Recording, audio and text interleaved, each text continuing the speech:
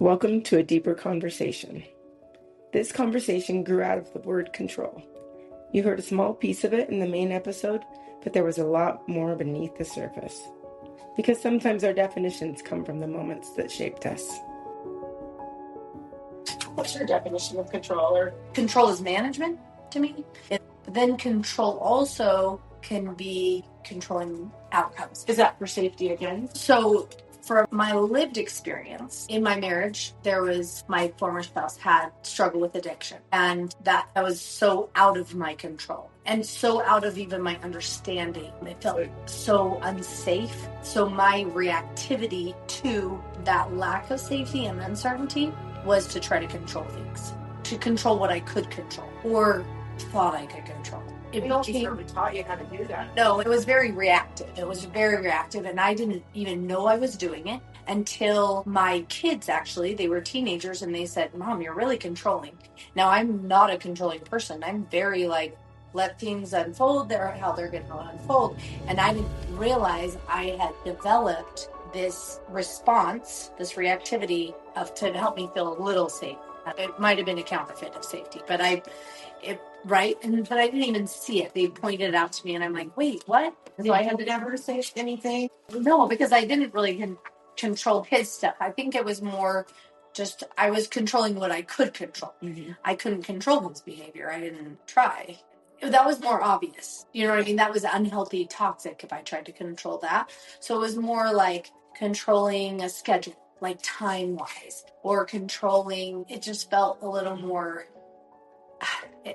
Instead of just allowing things to unfold, I would force them, and it felt controlling. So for me, control can be unhealthy when it's out of fear. But then when you're consciously and responsively, as a precursor to something to control behavior, I lean more into just inviting, like even with my kids, I'm inviting you to do the dishes within the next 2 hours. Because they also, at age 16, 17, had things going on, right? It became a practice. I had to, first of all, accept that they were like, you're controlling, and I had to understand what that even meant. Were you in denial at first? I didn't understand it because what you think as controlling is like, let me check your phone, let me follow you everywhere. It's what you interpret, right? And I was like, I don't understand what you're saying, but I was trying to control responses or outcomes. I just needed to feel safe about something, right? Mm-hmm. So recognizing, and so if I was like, take the garbage out, I'd want it done right then because that looked like I had control of the situation, right? Not taking into consideration that like, they might be in the middle of doing homework, mm-hmm. and it might not be the best time to stop, right? So I had to become more aware for the sake of my comfort, because I was feeling life was out of control. I needed to also not just satiate that fear in me. I needed to consider other people. And I think always the first step is going from an unconscious state that we're doing something to a conscious state. And the trick there is to not be super hard on ourselves. So I put that into practice already before this moment. So I was like, okay, I don't understand that, but let me understand what you're saying. And so I had to be curious and be like, what do you mean controlling that? I don't, and it wasn't an argument or a challenge. It was like, I don't see it. Help me understand. I'm grateful they felt safe enough for them to say it. Or, I mean, kids probably tell their parents those kind of things all the time. It's just us being willing to hear it also. And to be curious and not go into self-judgment. Because as a parent or someone who loves someone, when they come back with negative feedback, we don't want that to be true. Mm-hmm. It's like, no, because I love them so much and I've sacrificed and I'll do anything for them. So, but if that's the case, then I'll also be willing to stay curious and be like, help me understand more about this. I think because they were living in the uncertainty also, mm-hmm. It was okay, right? Because then I could help them navigate where they were creating safety nets for themselves that were healthy and unhealthy. Was this during the divorce? It was, oh gosh, there was just such a long period of time, but because we were married for 15 years of the addiction and then divorced, and that went for a few years. So I don't know. It was in the middle of, I couldn't even tell you, to be honest, but close to divorce time. I think to navigate through that came with a lot of compassion for myself and patience with myself, and then curiosity and questions with them that didn't feel judgmental or defensive. And honesty, like, this is uncomfortable for me, but I know I don't want to be controlling. I think from my research and understanding, out of fear and lack of safety, this is how I'm trying to counter that. And so thank you for bringing it to my attention. I mean, that didn't mean there weren't days of hurt feelings and yelling, but at the end of the day, we sit down and I'm just like, okay, I don't want to control things. I think why I wanted to work on it so much, because when somebody's in addiction, they do manipulate and control, right? I remember vividly sitting on the front porch and discovering another relapse and feeling so discouraged and having it turned around on me through someone else's words, like trying to control the narrative and having it turned on me like, you're not supportive, you're not this. And if you know me, makes no sense at all. But because I was so in it, it's hard to not believe someone. And so to be controlled by another's addiction, which addiction was controlling him, and then he fell out of control, so then he's controlling the narrative here.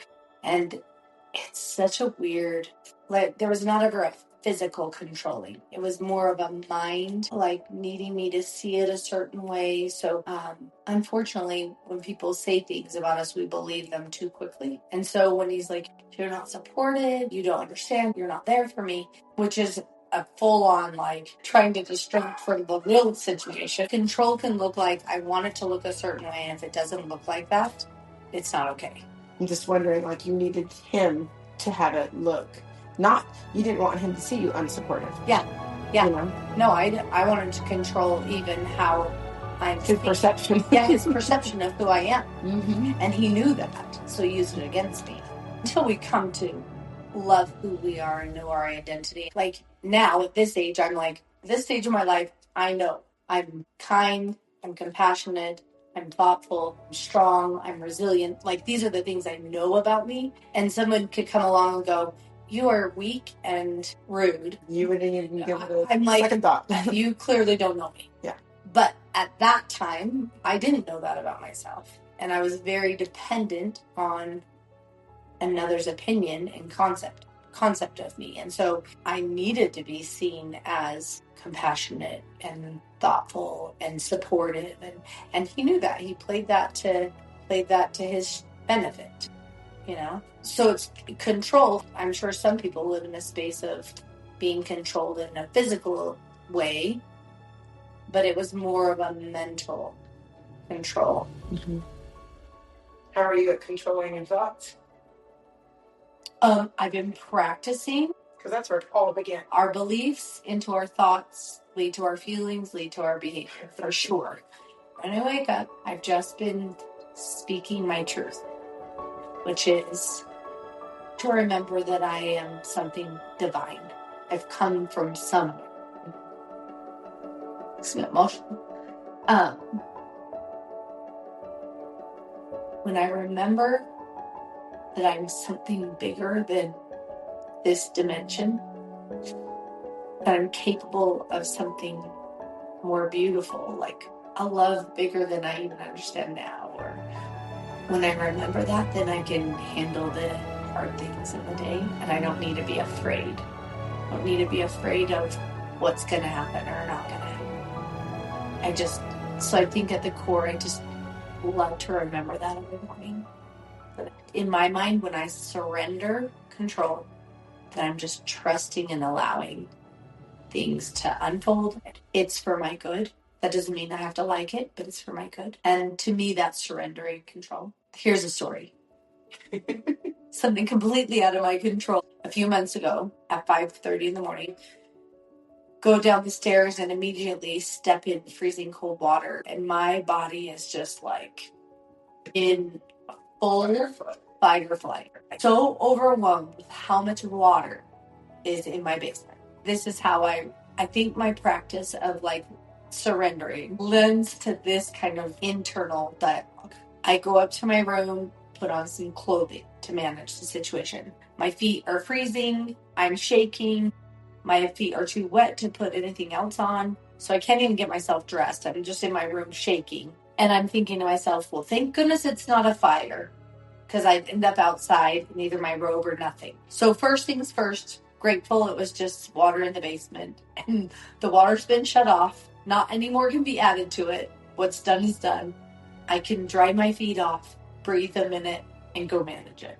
So then, as I reach out to my brother-in-law, try to sound very non-panicky. Why? Because I don't even know if he's awake or asleep. And so, like, what do you do? So I just sent a text like, hey, can I borrow your shop vac? And he splashes down in the basement and he's like, you're going to need a lot more than a shop vac here. A lot more. And gratefully, he like reached out to our neighborhood. Within the hour, I had so many people over helping clean out water and taking care of stuff.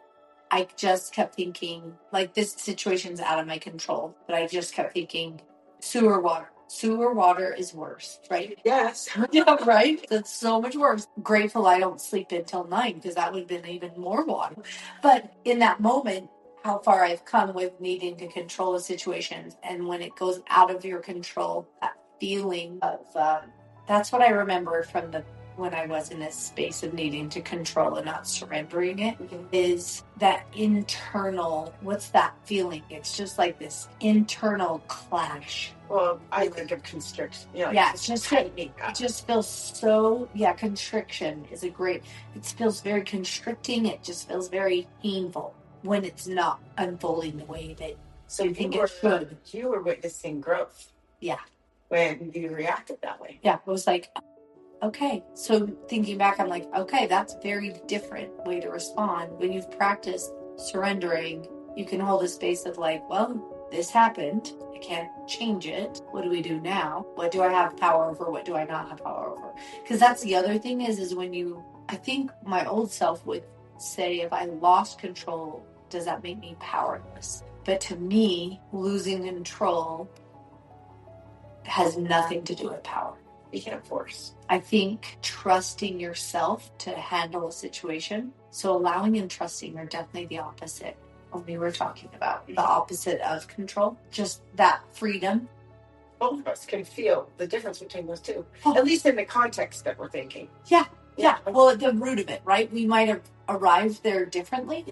The topic is different, but the feeling is the same. It's universal. Yeah. And so when you're felt controlled or tried to control out of fear, I call it a counterfeit. It's a counterfeit. You don't really have any control. It has negative results, in my opinion, versus allowing, trusting. To me, that feels powerful. To manage what I could manage and then trust everything else to unfold. It's such a tense topic, control. So it's interesting because control can have on other coats. It's a hard one to see. Yeah. Like you said, it's invisible. Yeah. There's just a beauty of control. It's not a negative thing unless it's used out of fear. Every word and emotion, it is polarity. You have to experience both sides of it. Oh, yeah, you do. If you pick up the stick, you got to pick up both sides. Yeah. And then it's learning like what works and doesn't work, right? So that comes back to the very beginning of being aware. Being aware, paying attention. My favorite word, aware. How could anything be seen if you're not? What I appreciated the most about this conversation was how often awareness showed up. Awareness as a willingness to see something you couldn't see before. The willingness to turn it inward, to hear something uncomfortable, to sit with it, to ask, is this true? And to keep listening long enough to discover what's underneath. That feels like the kind of awareness that changes us. Thank you for sharing your story, and thank you for listening. Until next time, keep listening, keep wondering, and keep exploring the words that shape your world and why.